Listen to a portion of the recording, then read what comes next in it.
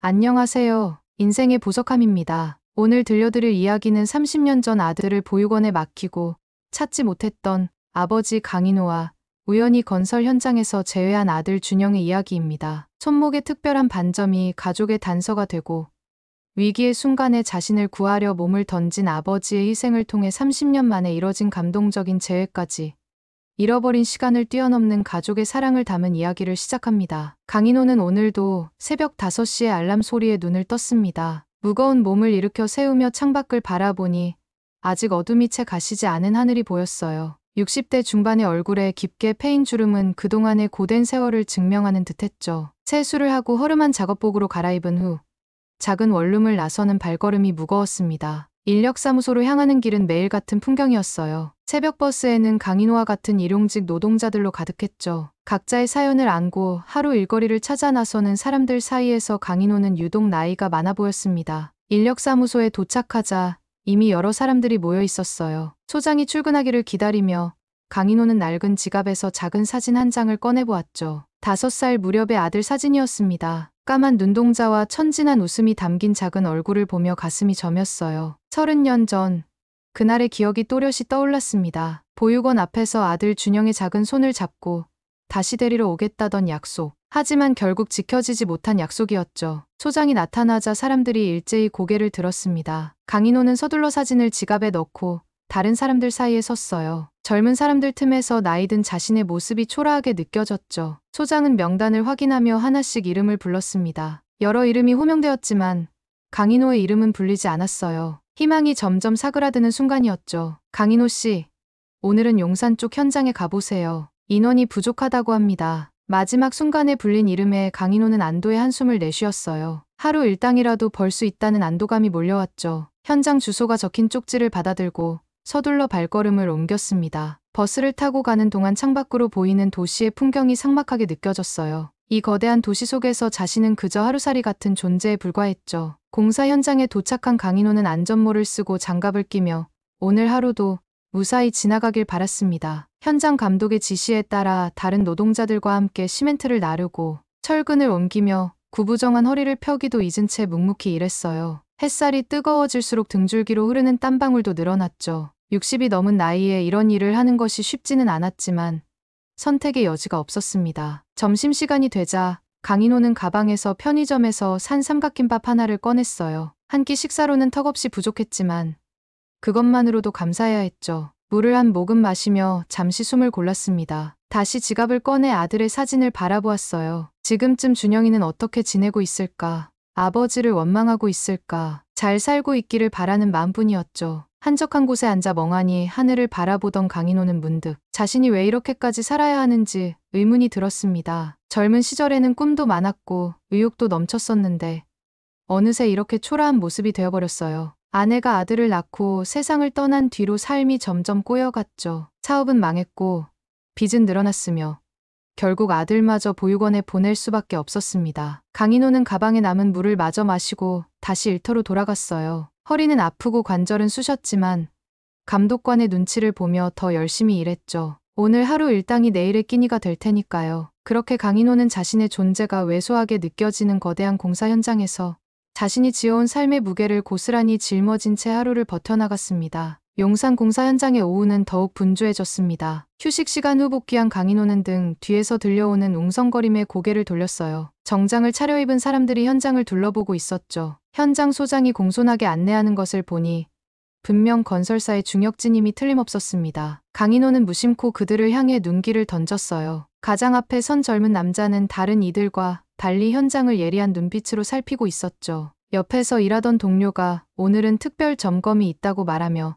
저 사람이 사장인 것 같다고 했습니다. 강인호는 고개를 끄덕였어요. 그러나 일에 집중해야 했기에 시선을 돌려 다시 자갈을 옮기기 시작했죠. 중역진은 점점 작업 중인 노동자들 쪽으로 다가왔고 강인호는 서둘러 자신의 일에 몰두했습니다. 불편한 시선을 느끼고 싶지 않았어요. 갑자기 누군가의 발소리가 가까이 다가왔죠. 강인호가 자갈을 담은 손수레를 밀고 방향을 틀던 그 순간 예상치 못하게 정장 입은 남자와 세게 부딪혔습니다. 손수레가 기울어지며 자갈이 쏟아졌고 상대방의 손목시계가 바닥에 떨어졌어요. 순간적인 충격에 강인호는 당황했죠. 강인호는 죄송하다는 말과 함께 허리를 굽혀 떨어진 시계를 주우려 했습니다. 상대방도 똑같이 몸을 숙였어요. 두 사람의 손이 거의 동시에 시계에 닿았고 그 순간 강인호의 시선이 젊은 남자의 손목에 고정되었죠. 특이한 모양의 반점이 있었습니다. 삼각형 모양의 그 반점은 태어날 때부터 있었던 것이었어요. 강인호의 심장이 멎는 듯했죠. 시계를 집어든 강인호는 천천히 고개를 들어 남자의 얼굴을 마주했습니다. 30 후반의 단정한 얼굴,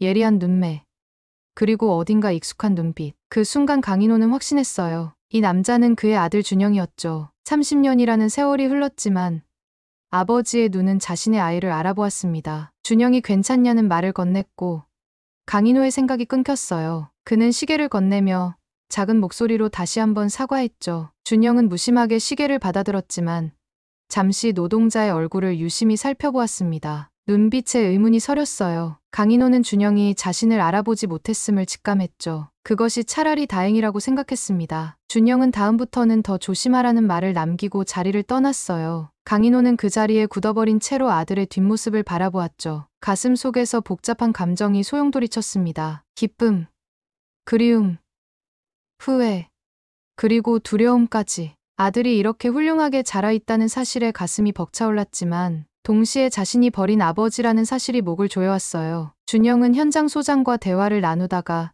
문득 뒤를 돌아보았습니다. 여전히 자신을 바라보고 있는 노동자와 시선이 마주쳤어요. 준영의 표정이 잠시 굳어졌죠. 그리고는 소장에게 무언가를 물었습니다. 강인호는 당황하여 서둘러 고개를 돌리고 일에 집중하는 척했어요. 심장이 빠르게 뛰었죠. 아들이 자신의 정체를 눈치챈 것일까?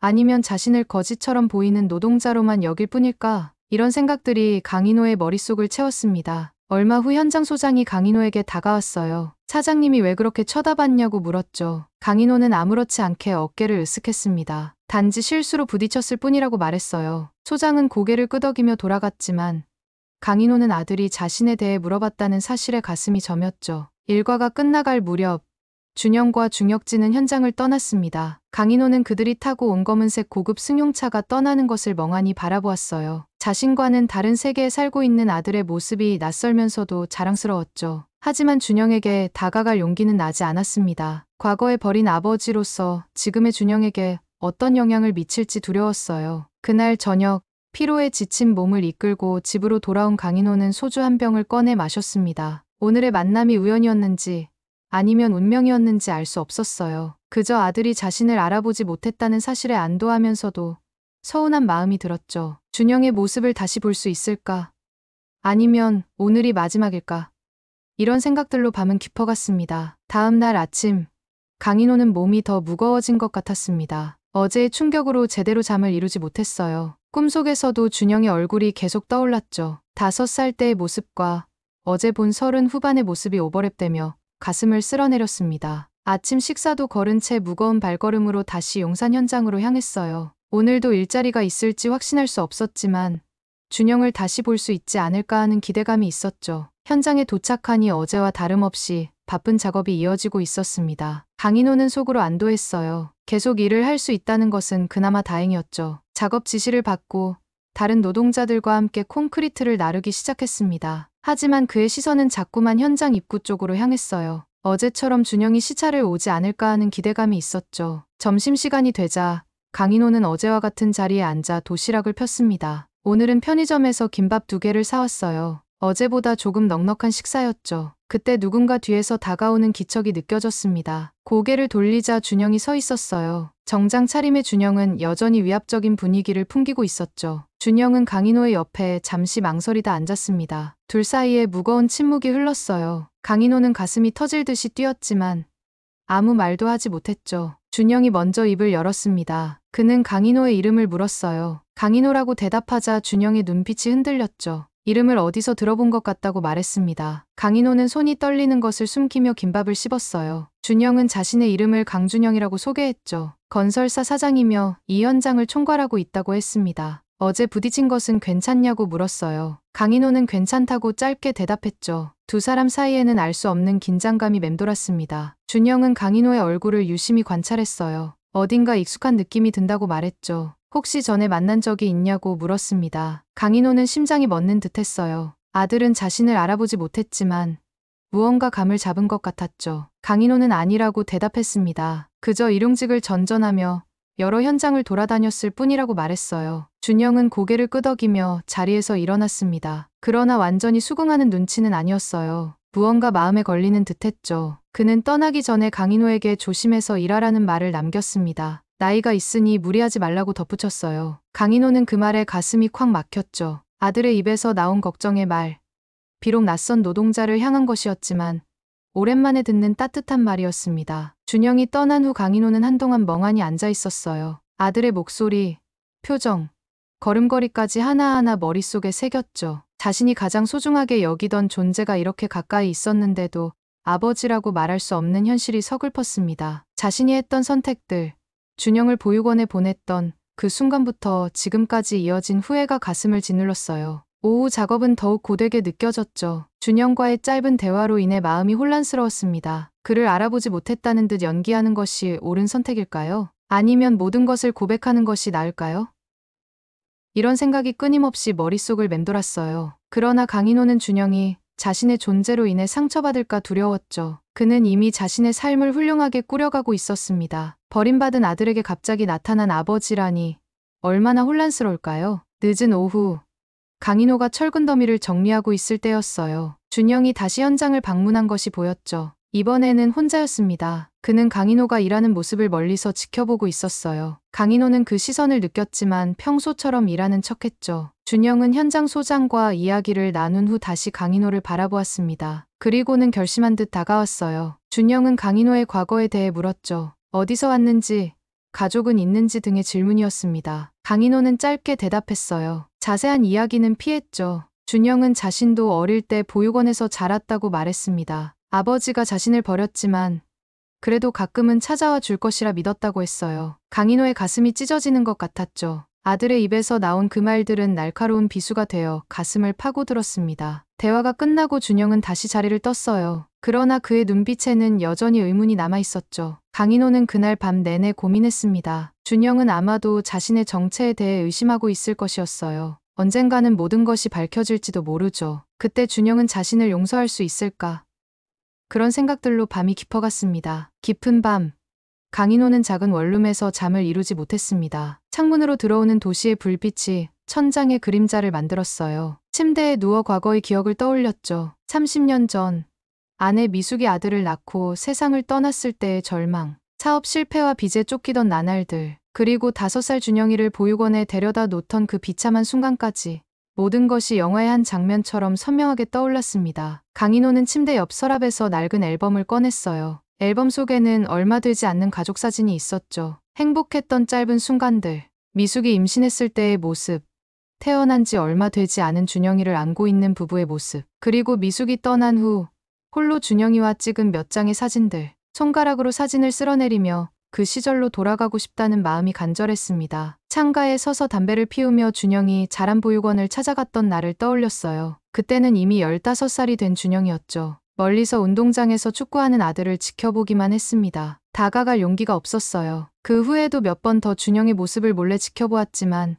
결국 한 번도 자신이 아버지라고 밝히지 못했죠. 대학에 입학하고 취업을 하고 승진하는 아들의 모습을 신문과 인터넷 기사로 접하며 그저 멀리서 지켜보는 것으로 만족해야 했습니다. 새벽녘, 잠시 눈을 붙인 강인호는 알람 소리에 다시 현실로 돌아왔어요. 오늘도 용산 현장으로 향해야 했죠. 준영을 또 만나게 될지, 그리고 만난다면 무슨 말을 해야 할지 막막했습니다. 하지만 현실은 냉혹했어요. 일을 하지 않으면 살아갈 수 없었죠. 현장에 도착한 강인호는 무거운 마음으로 일을 시작했습니다. 다행히 오전 내내 준영의 모습은 보이지 않았어요. 어쩌면 그것이 다행일지도 모른다고 생각했죠. 점심시간이 지나고 오후 작업이 한창일 때 갑자기 현장이 분주해졌습니다. 건축 자재가 제대로 고정되지 않아 위태롭게 흔들리고 있었어요. 작업자들이 황급히 대피하는 상황이었죠. 강인호는 안전한 곳으로 이동하려다 문득 뒤를 돌아보았습니다. 준영이 현장을 시찰하러 온 모양이었어요. 그는 위험한 상황을 인지하지 못한 채 흔들리는 철근 구조물 아래에 서 있었죠. 강인호의 심장이 요동쳤습니다. 그의 몸은 생각보다 빨리 움직였어요. 아들을 향해 달려가며 소리쳤죠. 철근이 무너지기 시작했습니다. 강인호는 마지막 힘을 다해 준영에게 달려갔어요. 그를 강하게 밀어내며 자신은 쓰러지는 철근 더미 아래로 들어갔죠. 날카로운 통증이 등과 다리를 관통했습니다. 철근의 무게에 눌린 강인호는 의식이 희미해지는 것을 느꼈어요. 멀리서 사람들의 외침이 들렸죠. 그리고 준영의 놀란 얼굴이 눈앞에 보였습니다. 의식이 흐려지는 순간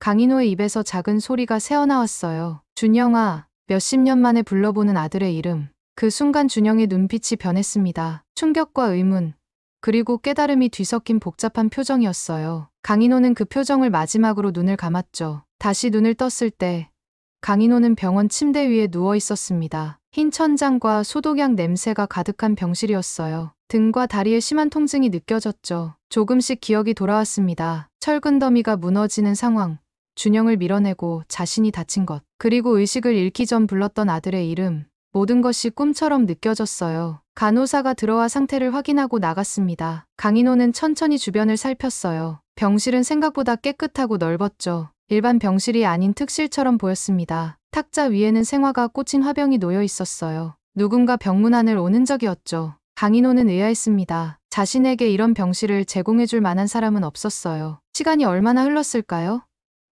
병실 문이 열리고 준영이 들어왔습니다. 정장 차림이었지만 어제보다 훨씬 피곤해 보이는 얼굴이었어요. 잠시 문가에 서서 강인호를 바라보던 준영은 천천히 병상 가까이 다가왔죠. 강인호는 숨을 멈추고 아들의 표정을 살폈습니다. 준영의 눈빛에는 많은 감정이 담겨 있었어요. 혼란, 의심, 그리고 무언가를 확인하고자 하는 결연함까지. 준영은 침대 옆 의자에 앉았습니다. 두 사람 사이에 무거운 침묵이 흘렀어요. 강인호는 말을 꺼내지 못했죠. 어떤 말을 해야 할지, 어떻게 시작해야 할지 몰랐습니다. 준영이 먼저 입을 열었어요. 자신을 구해준 것에 대해 감사하다고 했죠. 강인호는 고개를 끄덕였습니다. 그때 준영의 시선이 강인호의 낡은 지갑으로 향했어요. 간호사가 환자의 소지품을 정리해두었던 테이블 위에 놓여 있었죠. 준영은 조용히 자리에서 일어나 그 지갑을 들어 올렸습니다. 강인호의 심장이 빠르게 뛰기 시작했어요. 그 지갑 안에는 아들의 어린 시절 사진이 있었죠. 준영은 망설임 없이 지갑을 열었습니다. 그리고 오래된 사진 한 장을 꺼내 바라보았어요. 그의 손이 미세하게 떨리는 것이 보였죠. 준영의 손에 들린 사진 속에는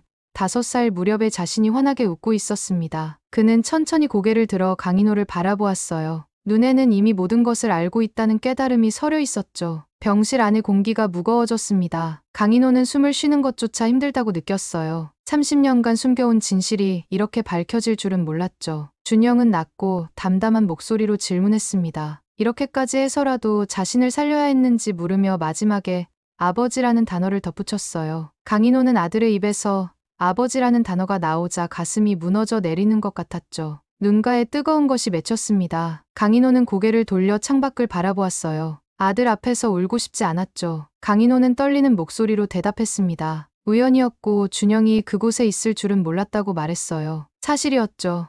아들이 그 건설 현장의 사장일 줄은 꿈에도 몰랐습니다. 운명이라고 해야 할까요? 아니면 우연일까요?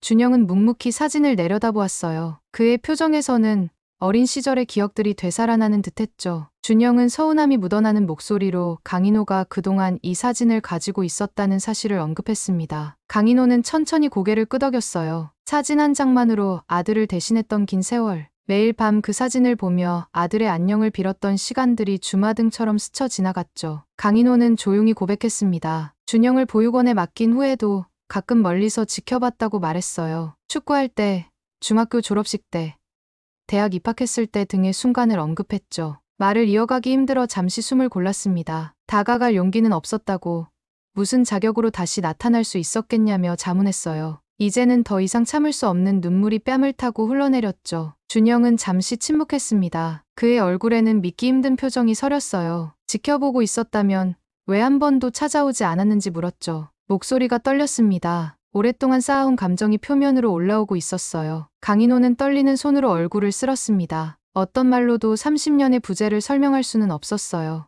미안하다는 말을 반복했죠. 단순한 사과가 얼마나 공허하게 들릴지 알면서도 그 외에 할 수 있는 말이 없었습니다. 준영은 자리에서 일어났어요. 창가로 걸어가 잠시 바깥을 바라보았죠. 병실에서는 도시의 풍경이 한눈에 내려다 보였습니다. 보육원에서 매일 기다렸다고 말했어요. 아버지가 데리러 올 거라고 믿었다고 했죠. 다른 아이들이 입양될 때마다 자신은 아버지가 올 거라며 거부했다고 했습니다. 말끝을 흐리며 그는 고개를 숙였어요. 강인호의 가슴이 찢어지는 것 같았습니다. 준영이 겪었을 상처와 외로움을 생각하니 자신이 너무 미워졌어요. 준영의 어머니가 세상을 떠난 후 자신이 망가져버렸다고 설명했죠. 사업은 망했고 빚은 늘어났다고 했습니다. 그때는 준영이 자신보다 보육원에서 더 잘 지낼 거라고 생각했다고 말했어요. 변명처럼 들릴까봐 두려웠지만 설명하지 않을 수 없었죠. 준영은 단호하게 대답했습니다. 그래도 찾아왔어야 했다고. 단 한 번이라도 자신이 아버지를 기다리고 있다는 것을 알려주었어야 했다고 말했어요. 강인호는 말문이 막혔습니다. 아들의 말이 옳았어요. 어떤 이유로도 자신의 행동을 정당화할 수 없었죠. 침묵이 이어졌습니다. 두 사람 모두 할 말을 잃은 듯 했어요. 강인호는 문득 준영이 자신을 어떻게 알아본 것인지 궁금해졌죠. 조심스럽게 물었습니다. 준영은 잠시 생각에 잠겼어요. 처음 부딪혔을 때는 몰랐다고 했습니다. 그저 아직은 느낌만 들었다고 했죠. 하지만 강인호가 자신의 이름을 불렀을 때, 그리고 보육원 기록에서 본 아버지의 이름이 강인호였다고 설명했어요. 준영은 다시 강인호를 바라보았습니다. 손목에 있는 반점을 언급하며 자신의 손목을 들어 보였어요. 삼각형 모양의 그 반점은 강인호에게도 있었죠. 유전적 특징이었습니다. 병실 문이 열리고 의사가 들어왔어요. 강인호의 상태를 확인하기 위해서였죠. 준영은 잠시 물러났습니다. 의사는 강인호의 상태가 생각보다 양호하다고 했어요. 다행히 큰 수술 없이 회복될 수 있을 것이라고 했죠. 모든 비용은 이미 준영이 처리했다고 했습니다. 의사가 나간 후 준영은 다시 병상 가까이 다가왔어요. 그의 표정은 조금 누그러져 있었죠. 당분간 여기서 치료받으라고 말했습니다. 모든 비용을 자신이 부담하겠다고 했어요. 그의 말투는 여전히 거리감이 있었지만 조금 전보다는 부드러워졌죠. 강인호는 고개를 저었어요. 그럴 필요 없다고. 자신이 알아서 하겠다고 말했습니다. 하지만 준영은 단호했죠. 자신의 직원이 다쳤으니 당연한 일이라고 했어요. 그의 말에서 아버지라는 단어가 사라진 것을 강인호는 놓치지 않았습니다. 아직 준영에게 자신은 직원일 뿐이었어요. 아픈 현실이었지만 이해할 수 있었죠. 준영은 떠나기 전에 한 가지 더 물었습니다. 어머니가 어떻게 돌아가셨는지 궁금해했어요. 그의 목소리에는 오랫동안 궁금했던 의문이 담겨 있었죠. 강인호는 깊은 숨을 들이마셨습니다. 아내 미숙에 대한 이야기는 여전히 그에게 고통스러웠어요. 출산 후 합병증이었다고, 준영이 태어난 지 일주일 만이었다고 간결하게 대답했죠. 더 이상의 자세한 이야기는 지금 할 수 있는 상태가 아니었습니다. 준영은 고개를 끄덕였어요. 그의 눈에도 슬픔이 비쳤죠. 어머니에 대한 그리움이었을까요?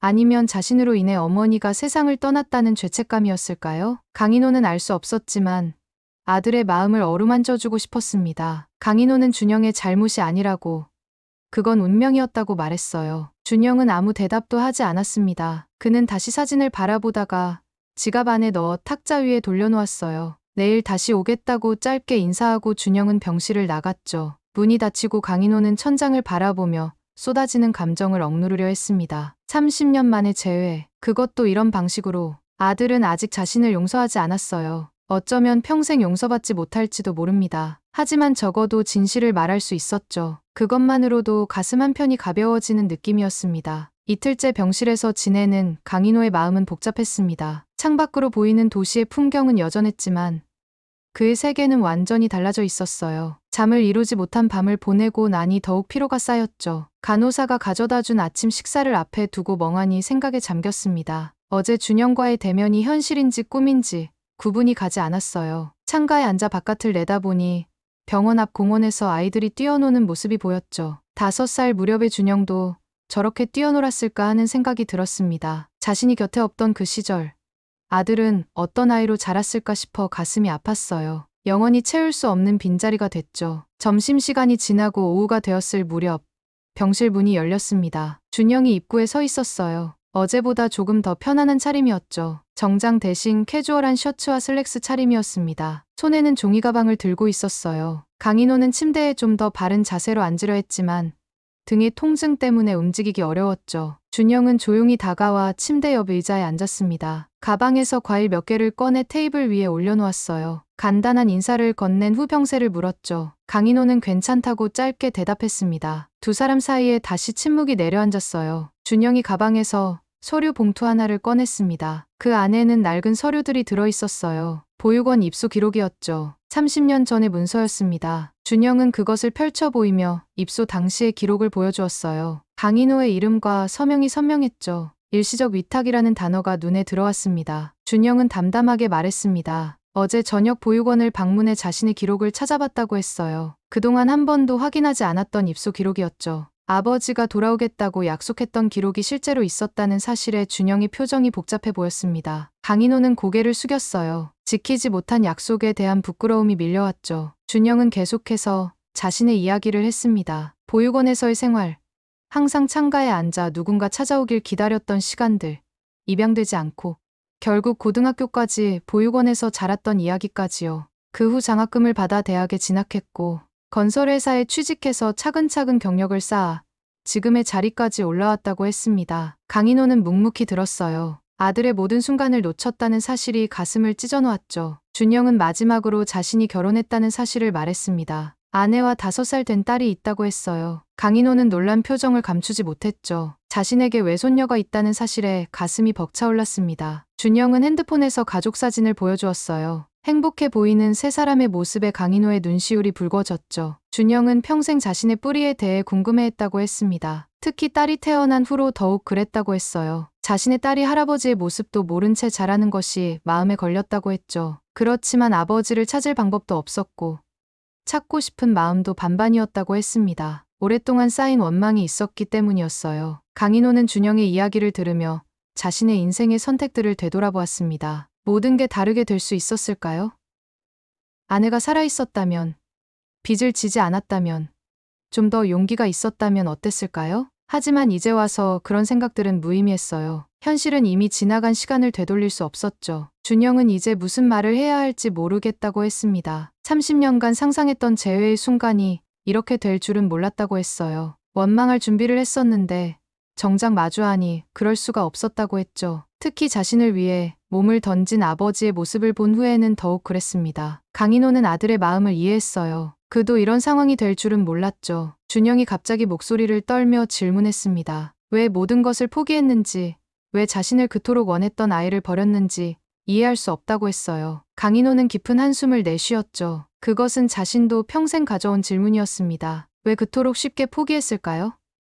자신이 얼마나 약했는지 깨달았을 때는 이미 늦었다고 말했어요. 강인호는 조심스럽게 준영에게 물었습니다. 자신이 어떻게 해주길 바라는지, 지금이라도 할 수 있는 것이 있는지 물었어요. 준영은 잠시 생각하더니 아직 모르겠다고 했죠. 갑작스럽게 나타난 아버지를 어떻게 대해야 할지 정리가 되지 않는다고 했습니다. 시간이 필요하다고 했어요. 준영은 일어서며 병원비와 치료는 걱정하지 말라고 했습니다. 회사에서 모든 것을 책임질 것이라고 했어요. 그리고 퇴원 후에 어디로 갈 것인지 물었죠. 강인호는 자신의 원룸으로 돌아갈 것이라고 했습니다. 준영은 고개를 끄덕였어요. 뭔가 더 말하려다 그만두고 병실을 나갔죠. 문이 닫히고 강인호는 창가로 시선을 돌렸습니다. 햇살이 유리창을 통해 따뜻하게 비쳐 들어왔어요. 준영이 보여준 가족 사진이 떠올랐죠. 사진 속 준영의 딸, 자신의 외손녀는 이제 5살이라고 했습니다. 준영이 보육원에 맡겨졌던 나이와 같았어요. 인생의 아이러니였죠. 강인호는 그 아이를 한 번이라도 만날 수 있을까 생각했습니다. 아마도 그것은 준영의 마음에 달려 있었어요. 간호사가 들어와 약을 가져다 주었습니다. 강인호는 순순히 약을 받아 삼켰어요. 몸의 통증보다 마음의 상처가 더 아프게 느껴졌죠. 하지만 동시에 작은 희망도 생겼습니다. 준영이 완전히 등을 돌리지 않았다는 것. 대화의 끈을 이어가려 한다는 것만으로도 감사했어요. 30년의 시간을 하루아침에 메울 수는 없겠지만 조금씩이라도 관계를 회복할 수 있다면 그것으로 충분하다고 생각했죠. 창밖으로 바라본 하늘은 맑았습니다. 마치 오랜 폭풍 후 이후 찾아온 잠시의 평온처럼 느껴졌어요. 강인호는 오늘 처음으로 마음의 짐을 조금 내려놓을 수 있었죠. 비록 앞으로의 길이 어떻게 될지 알 수 없었지만 적어도 진실은 밝혀졌고 준영에게 직접 사과할 기회를 얻었습니다. 그것만으로도 감사한 일이었어요. 일주일 후 강인호는 병원에서 퇴원했습니다. 다리와 등의 통증은 남아있었지만 일상생활이 가능할 정도로 호전되었어요. 준영은 퇴원 당일에 찾아와 모든 수속을 처리해 주었죠. 두 사람 사이의 대화는 여전히 어색했지만 조금씩 서로를 알아가는 시간이 되었습니다. 퇴원 후 강인호의 원룸으로 돌아가던 길, 준영은 조용히 제안했어요. 회사에서 더 쉬운 일을 맡겨주겠다고 했죠. 현장 일은 힘들 테니 사무실에서 관리 업무를 보면 어떻겠냐고 물었습니다. 강인호는 망설였어요. 아들의 호의가 고마웠지만 그런 특별 대우를 받고 싶지는 않았죠. 강인호는 정중히 거절했습니다. 자신의 방식대로 살아가고 싶다고 했어요. 물론 몸 상태가 좋아지면 다시 일하고 싶지만 준영에게 부담이 되고 싶지 않다고 했죠. 준영은 처음에는 이해하지 못했지만 곧 고개를 끄덕였습니다. 아버지의 자존심을 존중해주기로 했어요. 원룸 앞에 도착했을 때 준영은 잠시 차 안에 머물렀습니다. 무언가 말하고 싶은 듯 했어요. 결국 조심스럽게 제안했죠. 이번 주말에 식사를 함께 하는 게 어떻겠냐고 물었습니다. 강인호는 놀라움을 감추지 못했어요. 준영은 덧붙여 말했죠. 이렇게라도 다시 만났으니 밥 한 끼 정도는 같이 먹어도 되지 않겠냐고. 강인호는 감격에 목이 메었습니다. 아들이 먼저 손을 내밀어준 것이 너무 고마웠어요. 감사하게도 수락했죠. 준영은 토요일 저녁에 데리러 오겠다고 하고 떠났습니다. 혼자 남은 강인호는 작은 원룸에 앉아 깊은 생각에 잠겼어요. 30년 만에 아들과 함께하는 첫 식사가 될 것이었죠. 그날 밤 강인호는 오래된 상자를 꺼내 과거의 기억들을 정리했습니다. 준영의 어린 시절 물건들, 미숙과의 사진들, 그리고 지금까지 모아온 준영에 관한 신문 기사들까지요. 이제 아들에게 보여줄 수 있을 것 같았어요. 비록 늦었지만 그동안 아들을 잊지 않고 지켜봐 왔다는 증거였죠. 강인호는 창밖의 별을 바라보며 미숙에게 속삭였습니다. 마침내 아들을 다시 만났다고 걱정하지 말라고 말이었어요. 가슴 속에서 무언가가 풀리는 듯한 느낌이 들었죠. 오랜 세월 품어온 죄책감과 후회가 조금씩 녹아내리는 것 같았습니다. 이제 새로운 시작을 할 수 있을지도 모른다는 희망이 생겼어요. 토요일이 되었습니다. 강인호는 아침부터 분주했어요. 오랜만에 면도를 하고 깔끔한 옷을 골랐죠. 낡았지만 가장 좋은 셔츠와 바지를 입고 머리를 정돈했습니다. 거울 속 자신의 모습이 초라해 보였지만 최선을 다했어요. 저녁 약속 시간까지 몇 시간이 남았지만 이미 마음은 떨리기 시작했죠. 오후 5시,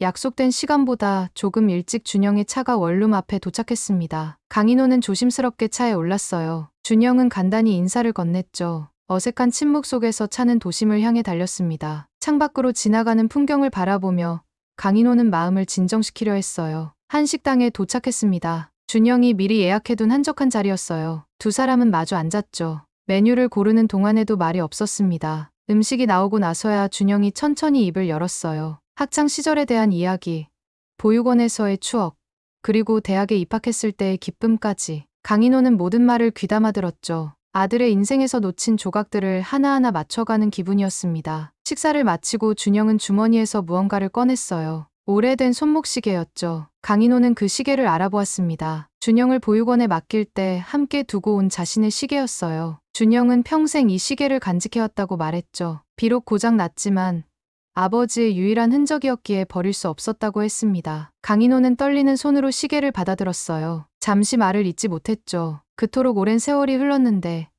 아들이 이 작은 물건을 소중히 여겼다는 사실에 가슴이 아팠습니다. 강인호는 준영에게 감사하다고 말했어요. 모든 것을 버렸다고 생각했는데 이렇게 간직해줘서 고맙다고 했죠. 준영은 미소 지었습니다. 비록 30년의 시간을 되돌릴 수는 없지만 앞으로의 시간은 함께할 수 있지 않겠냐고 했어요. 강인호의 눈에 눈물이 고였죠. 이전에는 감히 꿈꿀 수 없었던 말이었습니다. 준영은 이제 외손녀도 할아버지를 만날 때가 되었다고 했어요. 다음 주말에 가족들과 함께 만나는 건 어떻겠냐고 제안했죠. 강인호는 고개를 끄덕였습니다. 더 이상 말이 필요하지 않았어요. 시계를 들고 있는 그의 손이 아들의 손과 겹쳐졌죠. 이제 시간을 되돌릴 순 없지만 새로운 시간을 함께 만들어갈 수는 있을 것 같았습니다. 두 사람은 오랜 세월의 상처를 안고 천천히 서로를 향해 첫걸음을 내딛었어요. 강인호는 처음으로 진정한 평화를 느꼈죠. 아들과 함께하는 이 순간이 그에게는 가장 소중한 선물이었습니다.